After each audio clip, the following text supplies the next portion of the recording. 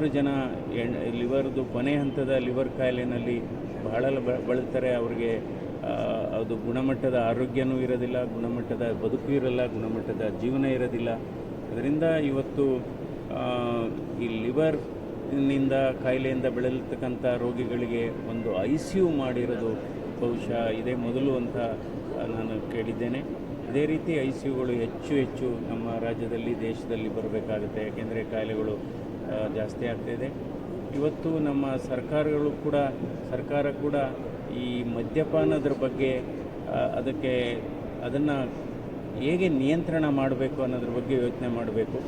At least ವಾರದಲ್ಲಿ ಸೋಮವಾರ ಒಂದು ಈ ಮದ್ಯಪಾನದ ರಜಾ ದಿನ ಘೋಷಣೆ ಮಾಡೋದು ಬೆಟರ್. ಯಾವತ್ತೂ ಆ ದಿನ ಲಿಕ್ಕರ್ ಶಾಪ್ಸು ಮತ್ತು ವೈನ್ ಶಾಪ್ಸು ತೆಗಿಬಾರ್ದು, ಅಟ್ಲೀಸ್ಟ್ ವಾರದಲ್ಲಿ ಒಂದು ದಿವಸ. ಯಾಕೆಂದರೆ ಇವತ್ತು ಮೆಡಿಕಲ್ ಸ್ಟೋರ್ಗಳಿಗಿಂತ ಲಿಕ್ಕರು ವೈನ್ ಸ್ಟೋರ್ಗಳೇ ಜಾಸ್ತಿ ಆಗಿದೆ. ಅದು ಒಂದು ಕಾರಣ ಇವತ್ತು ಲಿವರ್ ಕಾಯಿಲೆಗಳು ಜಾಸ್ತಿ ಆಗಿರೋದ್ರಿಂದ.